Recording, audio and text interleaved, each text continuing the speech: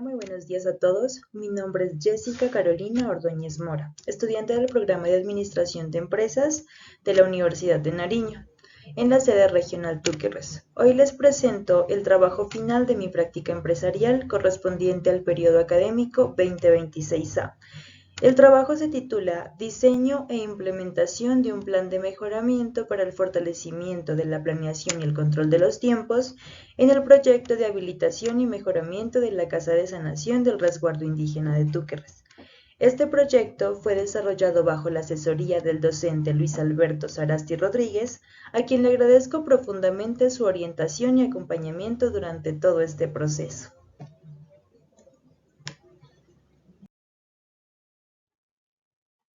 Para que tengan una visión clara del recorrido que haremos durante esta exposición, les comparto la agenda estructurada en 8 grandes bloques.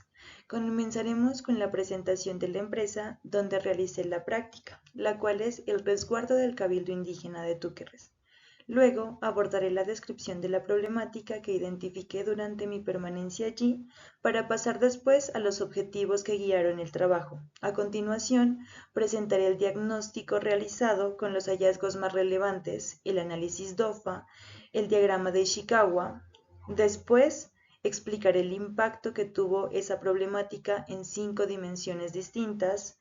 Luego vendrá el corazón del trabajo, la propuesta de mejoramiento con sus 4 componentes estratégicos, para seguir con los resultados y avances obtenidos durante la implementación de este plan de mejoramiento y cerraremos con las conclusiones y recomendaciones.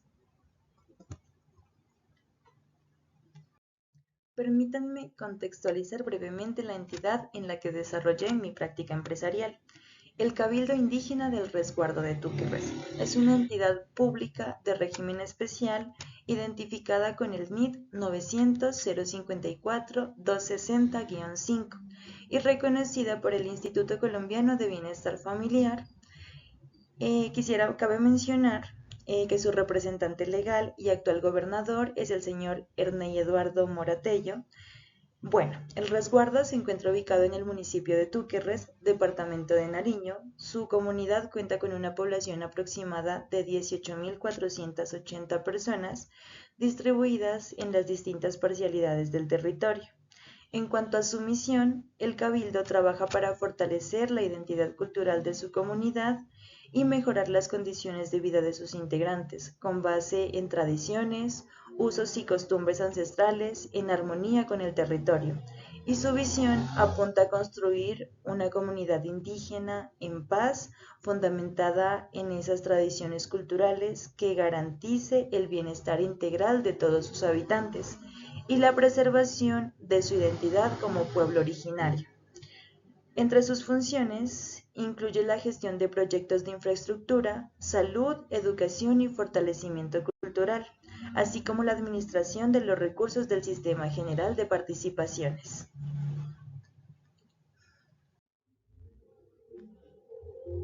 Esta diapositiva muestra el problema central que motivó todo el trabajo, y es importante que lo tengamos completamente claro porque sobre él se construye toda la propuesta del plan de mejoramiento. El problema central identificado fue la ausencia de un cronograma y herramientas de seguimiento y control de los tiempos en el proyecto de la habilitación y mejoramiento de la Casa de Sanación.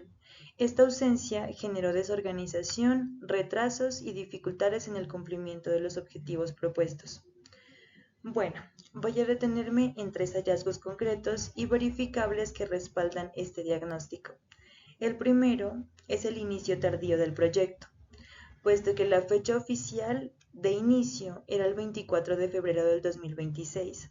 Sin embargo, las actividades comenzaron efectivamente el 11 de marzo del 2026, lo que representa un retraso de 3 semanas que no tuvo origen en causas externas ni en situaciones de fuerza mayor, sino directamente en la ausencia de una programación estructurada. El segundo hallazgo es el personal insuficiente. Al iniciar las actividades, el proyecto arrancó con únicamente 4 obreros, de 12 requeridos para su plena operación, lo que significa que apenas el 33.3% del personal necesario estaba vinculado. Esto ocurre porque al no existir un cronograma, nadie sabía con exactitud cuántas personas se necesitaban desde el primer día que inició el proyecto, ni qué tareas específicas debían emplearse. Por último, el tercer hallazgo es la ausencia total de herramientas de control, porque al iniciar la práctica el proyecto no contaba con ningún cronograma estructurado, ninguna matriz de seguimiento y ninguna reunión formal de coordinación. Todo ello derivó en improvisación diaria y en imposibilidad de detectar oportunidades de desviaciones. Con base a estos hechos, la pregunta problema que guió el trabajo fue: ¿de qué manera la implementación de un plan de mejoramiento basado en herramientas de planeación y control de los tiempos contribuye en el fortalecimiento de la gestión del proyecto de habilitación y mejoramiento de la Casa de Sanación del Resguardo Indígena de Túquerres? Para responder a esa pregunta, se definieron los siguientes objetivos.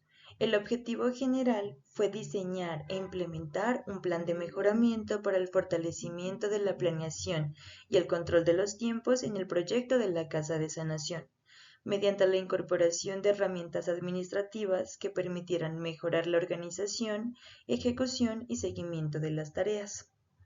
Este objetivo general se operacionalizó en cuatro objetivos específicos. El primero es diagnosticar el estado actual de la planeación y control de los tiempos, identificando las principales falencias que generaron los retrasos observados. El segundo es diseñar un cronograma de actividades mediante la herramienta de diagrama de Gantt que permitiera estructurar de manera clara las tareas, los tiempos y responsables del proyecto. El tercero es implementar una matriz de seguimiento que facilitará el monitoreo periódico del avance y la identificación oportuna de las desviaciones. Y el cuarto es establecer lineamientos básicos de planeación adaptados al contexto del cabildo, orientados a prevenir situaciones similares en el futuro de sus proyectos institucionales. La justificación de este trabajo se sostiene en dos dimensiones que se complementan entre sí, una dimensión administrativa y una dimensión social y cultural. Desde la dimensión administrativa, la teoría es contundente. Robbins y Clowder señalan que la planeación es la función primaria e indispensable del proceso administrativo, el punto de partida sobre el cual se articulan todas las demás funciones. El Project Management Institute, en su guía PMBOK, establece que la fase de planeación es determinante para el éxito de cualquier proyecto, y Kernes advierte que omitirla o desarrollarla de manera deficiente genera casi inevitablemente retrasos, sobrecostos y deterioro de calidad. Herramientas como el diagrama de Gantt y las matrices de seguimiento no son lujos técnicos, son instrumentos de alto impacto que transforman la cultura de gestión de una organización. Desde las dimensiones sociales y culturales, el argumento adquiere una propuesta aún mayor. La Casa de Sanación no es una obra de infraestructura ordinaria, es un espacio sagrado destinado a preservar las prácticas ancestrales de medicina tradicional, los rituales de sanación y la entidad cultural del pueblo indígena de Túquerres. La Constitución de 1991 y el Convenio 169 de la OIT reconocen estos derechos culturales colectivos. Por eso, los retrasos en esta obra no solo afectan el presupuesto, erosionan la confianza de la comunidad en sus autoridades y postergan el acceso a un espacio de enorme valor ancestral. Fortalecer la gestión administrativa del Cabildo es, en este contexto, un acto de responsabilidad social, cultural e institucional. El marco conceptual se basa en 6 pilares interrelacionados: Primero, el proceso administrativo de Fayol plantea que toda organización desarrolla las funciones de planeación, organización, dirección y control, siendo la planeación la etapa inicial y fundamental. Segundo, la planeación de proyectos. Según el PMI, comprende un ciclo de vida completo donde la fase de planeación es decisiva para el éxito.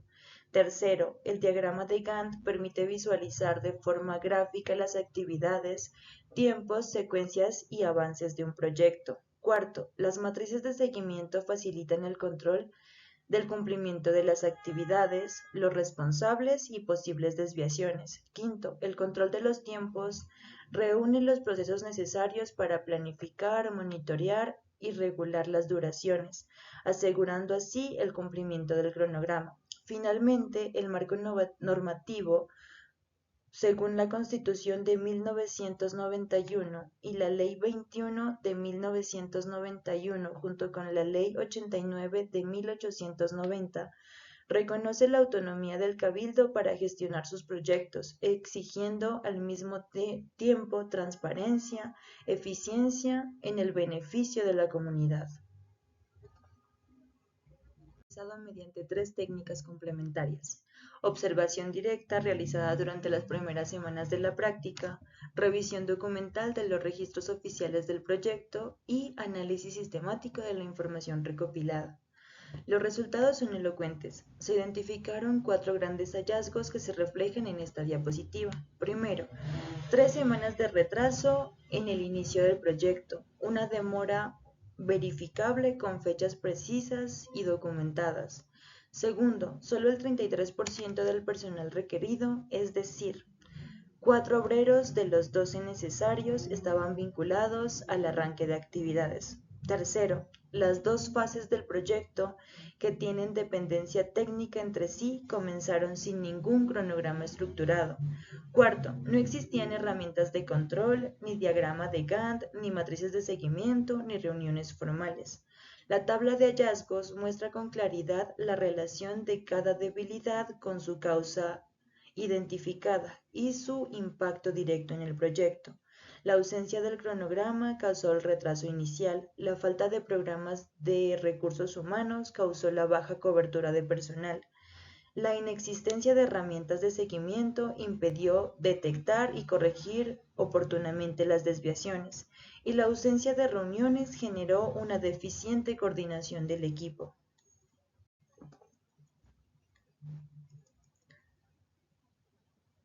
El análisis DOFA desarrollado permitió identificar los factores internos y externos que incidían en la situación del proyecto.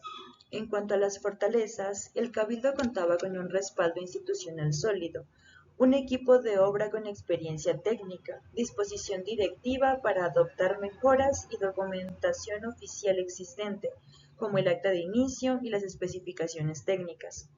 Las oportunidades eran igualmente favorables. La práctica empresarial representó un espacio técnico de intervención. El diagrama de Gantt en Excel es un bajo costo y fácil de adoptar. El marco normativo le otorga autonomía al cabildo y existía apoyo universitario. En cuanto a las debilidades, la ausencia total de cronograma al inicio del proyecto, el arranque con solo el 33.3% del personal, la carencia de herramientas de seguimiento y la inexistencia de reuniones formales eran las principales vulnerabilidades identificadas. Y entre las amenazas, el retraso acumulado podía profundizarse, existía resistencia potencial al cambio, variaciones de precios de materiales y riesgo de pérdida de credibilidad institucional ante la comunidad. Ese tipo no se limita a generar inconvenientes administrativos, genera impactos en múltiples dimensiones y aquí los identificamos en 5. Primero, el impacto administrativo y operativo fue alto. El retraso de 3 semanas, el inicio con solo 4 obreros y la improvisación diaria en las tareas son consecuencias directas de la ausencia de planeación. Segundo, el impacto financiero también es alto. Los retrasos en la ejecución generan sobrecostos potenciales por extensión en el tiempo de la obra, desbalance presupuestal y el riesgo de que los recursos resulten insuficientes para completar todas las fases. Tercero, el impacto en la calidad técnica. Fue categorizado como medio alto porque ejecutar actividades fuera de la secuencia técnica correcta incrementan el riesgo de los procesos. Por ejemplo, si se realizan enchapes antes de construir las instalaciones hidráulicas, se genera un retrabajo, costo y eso es inevitable.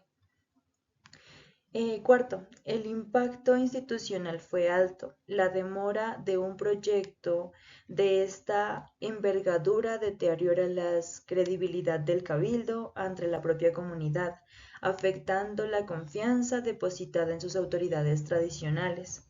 Y quinto, el impacto cultural y social fue igualmente alto, porque cada semana de retraso es una semana más en la que la comunidad no puede acceder a la Casa de Sanación, un espacio de enorme valor ancestral. Esto tiene consecuencias en la coherencia comunitaria y en la participación del bienestar colectivo. Y en el impacto identificado se formuló la propuesta de mejoramiento estructurada en 4 componentes estratégicos interdependientes. El componente 1 es el diagrama de Gantt, con un diseño e implementación del cronograma con las 12 fases del proyecto. Lleva fechas, duraciones, dependencia técnica y responsables claramente definidos. El componente 2 es la matriz de seguimiento, un sistema de monitoreo semanal con alertas de 3 niveles: en tiempo, retraso leve y retraso crítico, que registra el avance real frente al planificado. Y el componente 3 son los lineamientos institucionales, un documento de buenas prácticas de planeación adoptado al contexto del cabildo, pensado para que trascienda el proyecto. Este proyecto actual y que sirva de referente a otras iniciativas futuras. Por último, el componente 4 son las reuniones de seguimiento, la formalización de un protocolo de reuniones semanales con agenda estructurada, participantes definidos, elaboraciones de actas de cada sesión, garantizando así la toma de decisiones oportunas y el registro de compromisos. Estos 4 componentes son interdependientes. El diagrama de Gantt da la base, la matriz hace el seguimiento, las reuniones articulan la información y los lineamientos garantizan la sostenibilidad. Estas son herramientas prácticas de bajo costo y adaptadas al contexto real del cabildo. A continuación, presentaré el cronograma de actividades correspondientes al proyecto de habilitación y mejoramiento de la Casa de Sanación del Resguardo Indígena de Túquerres. Este cronograma tiene como objetivo organizar y controlar la ejecución de las diferentes actividades de construcción, instalaciones y acabados requeridos para la adecuación de la infraestructura. El proyecto tiene una duración programada desde el 11 de marzo del 2026 hasta el 24 de agosto del 2026. Durante la exposición, explicaré cada una de las etapas programadas, las actividades previstas, el personal requerido y la secuencia de ejecución establecida en el cronograma. Bueno, inicialmente, el cronograma se encuentra dividido en 12 grandes capítulos. Primero, actividades preliminares. Segundo, aceros y concretos. Tercero, mampostería y repellos. Cuarto, instalaciones hidráulicas. Quinto, pintura, estuco y cielo raso. Sexto, enchapes. Séptimo, instalaciones sanitarias. Octavo, instalaciones eléctricas. Noveno, cubierta. Décimo, carpintería, metálica y maderas. Onceavo, obras finales. Y el ítem número 12 habla de las cuestiones no previstas. Bueno, durante la primera semana se inicia formalmente la obra. La actividad principal corresponde al cerramiento del área de trabajo mediante polisombra y guadúa con una altura aproximada de 2 metros. Esta actividad tiene una duración de 2 días, desde el 11 al 12 de marzo. Paralelamente, inicia la actividad de demolición de muros, retiro de enchapes y ejecución de obras varias contempladas dentro de los ítems no previstos. La finalidad de esta etapa es garantizar condiciones adecuadas para el desarrollo seguro y organizado del proyecto.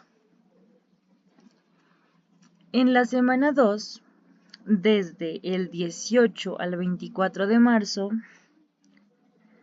empieza la fase estructural e instalación de redes. Se inicia el acero de refuerzo para elementos en concreto con una duración de 25 días y la participación de 8 obreros. También se inicia con la acometida hidráulica principal de 1 pulgada, la regata sobre mampostería mediante cortadora de disco, instalaciones de tuberías sanitarias en PVC, la acometida eléctrica desde la red principal. Bueno, estas actividades son fundamentales porque permiten preparar toda la infraestructura para la instalación futura.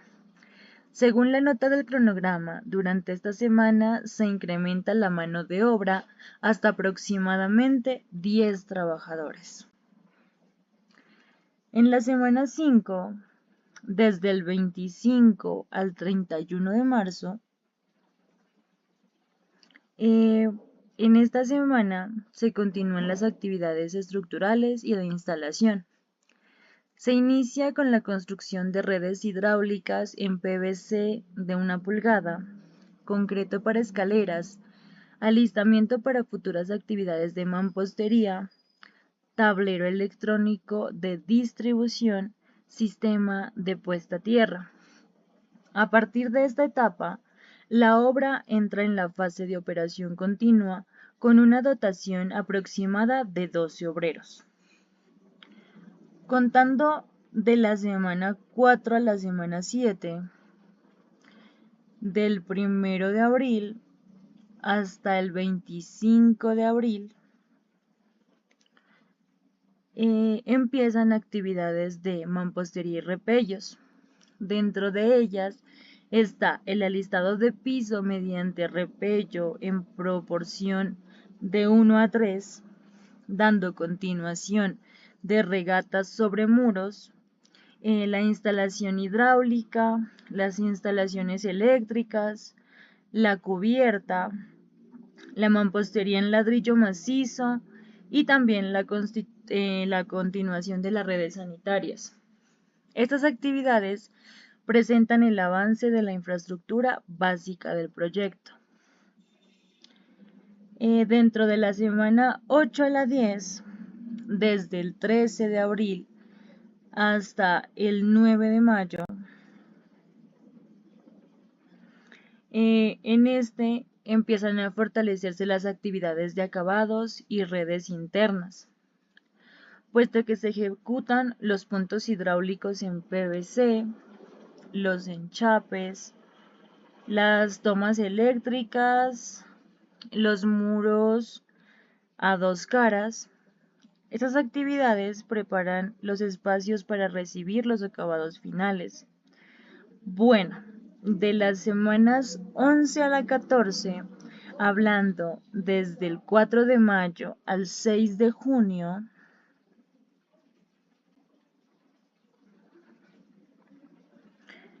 empezamos con los acabados arquitectónicos, en el cual se desarrollan el estuco y vinilo a 3 manos en interiores, estuco y vinilo a 3 manos en exteriores, pintura, esmalte en perfiles metálicos, instalaciones de cielo raso en PVC, instalaciones de luminarias LED. Bueno, en este se avanzan los enchapes de piso y las guardaescobas también, y esas actividades mejoran significativamente la apariencia y funcionalidad de la estructura. Dentro de las semanas 15 a la 16, contando desde el 25 de mayo al 20 de junio se realizan instalaciones sanitarias, igualmente se ejecutan las ventanas en aluminio, también se finalizan los echapes, se continúan con acabados interiores y exteriores, puesto que en esta etapa los espacios empiezan a tomar ya la forma definitiva. Dentro de la semana 10, desde el 17, dentro de la semana 17, hasta la 19, hablando del 8 de junio al 11 de julio, se responde a la fase de carpintería metálica y acabados complementarios, puesto que se ejecutan las puertas de baño en aluminio,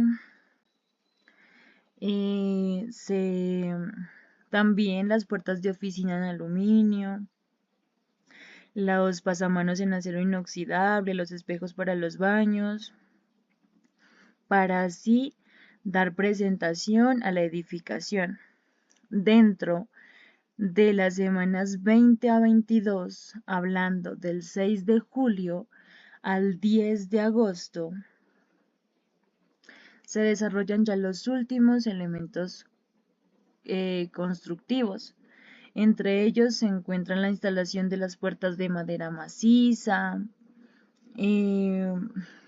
también la instalación de puerta principal de ingreso, puesto que estas actividades ya constituyen el cierre físico de la infraestructura. De la semana 23 y 24, del 3 al 24 de agosto, ya se empiezan a ejecutar las obras finales. Se empiezan a ejecutar las obras finales en las cuales ya se hace el aseo general de la obra, la recolección de escombros, los desalojos y también la limpieza final. Bueno, dentro de esta nosotros especificamos que hay la participación de 6 obreros bajo supervisión del residente de obra, y esta etapa garantiza la entrega de la infraestructura en condiciones adecuadas para su utilización. Bueno, además de ello, se colocó que el personal programado en el cronograma como responsable están en algunas actividades el residente de obra, el maestro de obra, el fontanero, electricista, un carpintero. Las cantidades de obreros asignados varían según la actividad, entre 1 y 8 trabajadores por actividad específica, 4 trabajadores en la etapa inicial, 10 trabajadores durante la segunda semana y aproximadamente 12 trabajadores durante la fase principal de la ejecución. De este modo, como conclusión, el cronograma presenta una planificación organizada y secuencial que permite ejecutar de manera adecuada el proyecto en la Casa de Sanación del Resguardo Indígena de Túquerres. Las actividades fueron estructuradas desde la preparación del terreno, demoliciones, pasando por estructura, instalaciones, acabados y finalmente la limpieza y la entrega. La programación permite desarrollar varias actividades en paralelo, optimizando tiempos y recursos humanos.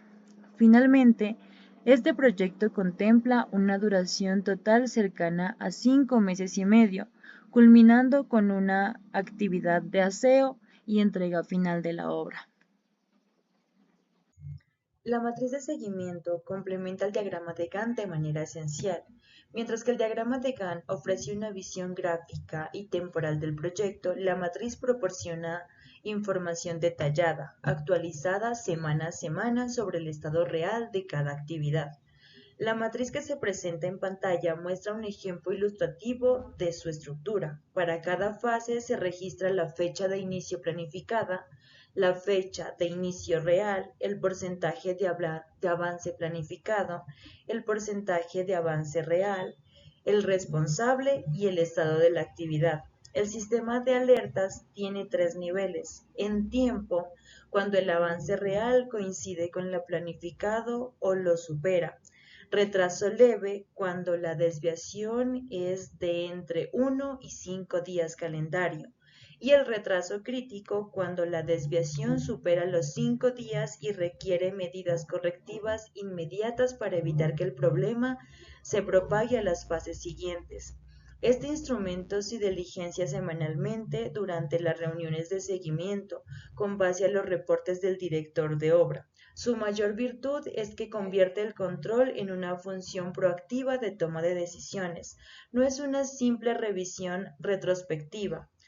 Cuando aparece una alerta roja, el equipo actúa de inmediato. Redisminuye el personal, ajusta el cronograma o escala el problema a las directivas del cabildo. La propuesta incorpora además un conjunto de indicadores de gestión o KPI que permiten medir el desempeño del proyecto de manera objetiva y cuantitativa. Se definieron 5 indicadores. El primero mide el cumplimiento del cronograma, con la fórmula de actividades ejecutadas sobre actividades programadas, con una meta de al menos un 90% de cumplimiento semanal.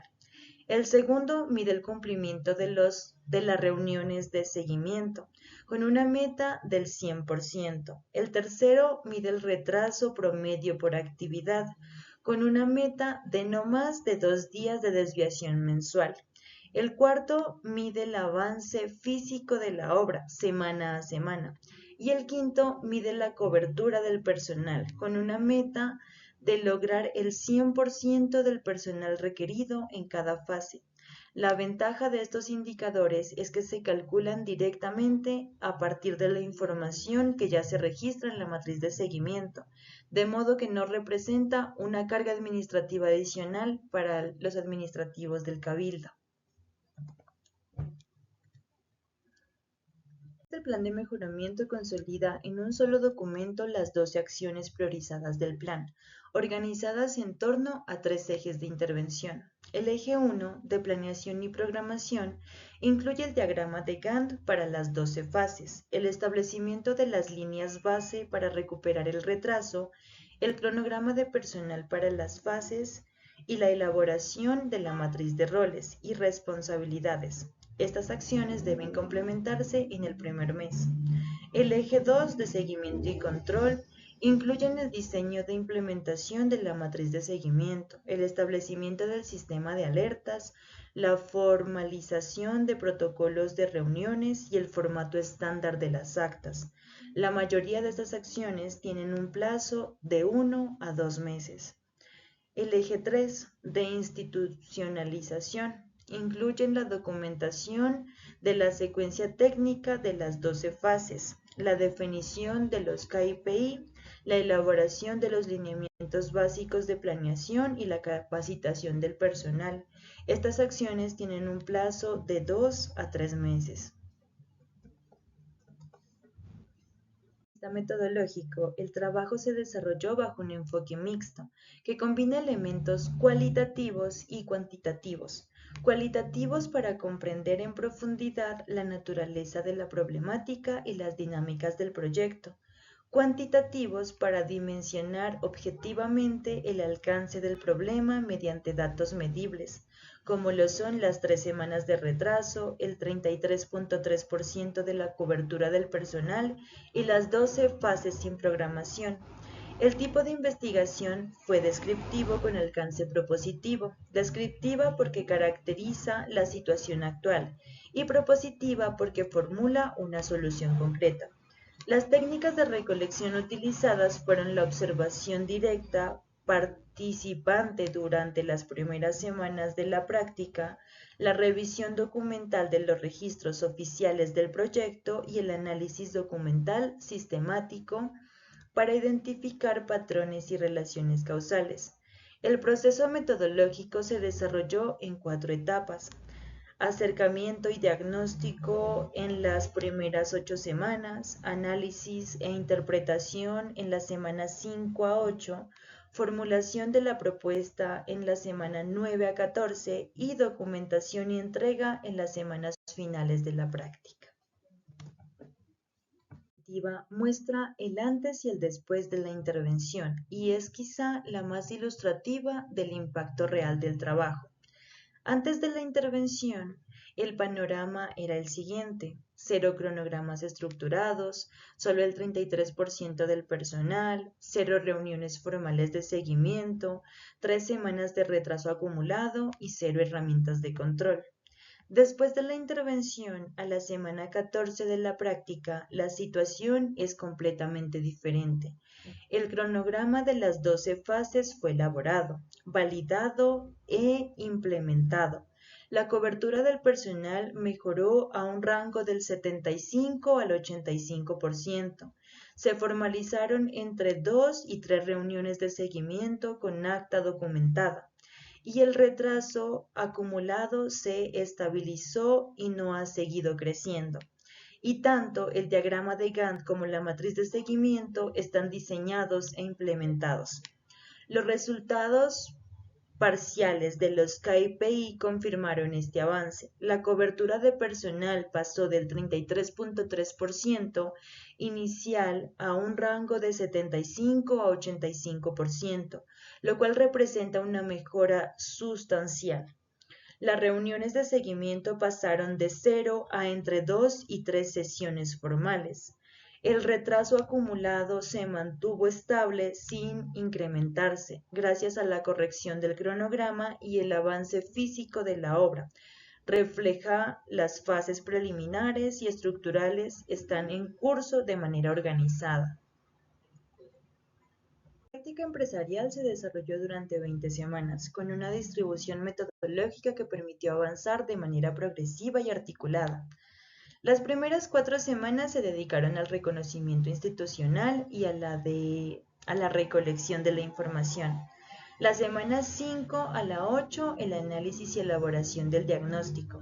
Las semanas 9 a 14, el desarrollo e implementación de las herramientas. Las semanas 15 a 16, a los lineamientos de planeación.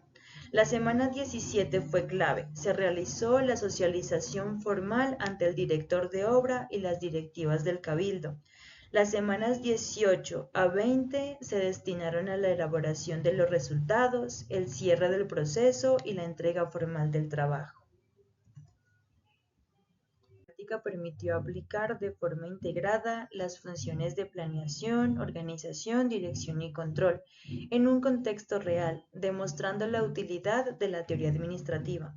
Asimismo, se confirmó que la planeación es esencial para el éxito de los proyectos, ya que su ausencia genera retrasos y dificultades operativas.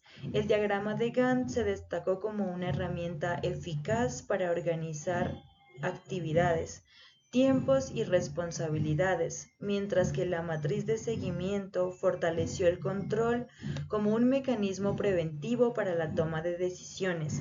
También se resaltó la importancia de la comunicación y la coordinación mediante reuniones formales que facilitaron la gestión conjunta. Finalmente, se concluyó que fortalecer la gestión administrativa del cabildo indígena no solo mejora los procesos institucionales, sino que también constituye un compromiso social, cultural e institucional con los derechos y el bienestar de la comunidad.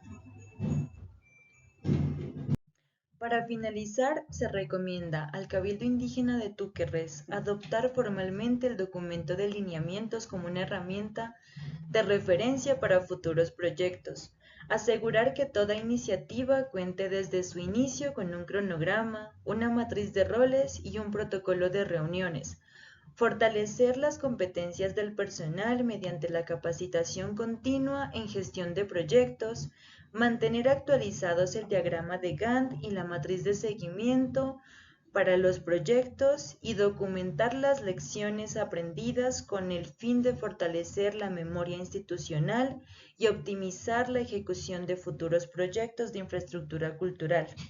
Quiero cerrar con la frase que resume el espíritu de todo este trabajo. Fortalecer la gestión administrativa del Cabildo no es solo una necesidad técnica, es una responsabilidad social, cultural e institucional con la comunidad indígena que confió su gobierno a estas autoridades. Agradezco profundamente al resguardo del Cabildo Indígena de Túquerres, en especial al gobernador Ernei Moratello, por abrirme las puertas de su institución y permitirme desarrollar este trabajo en un contexto tan significativo y enriquecedor. Agradezco también a mi asesor, el profesor Luis Alberto Sarasti Rodríguez, por su orientación constante y su exigencia académica. Y por último, a mi amada Universidad de Nariño y el Programa de Administración de Empresas por formarme con rigor y compromiso.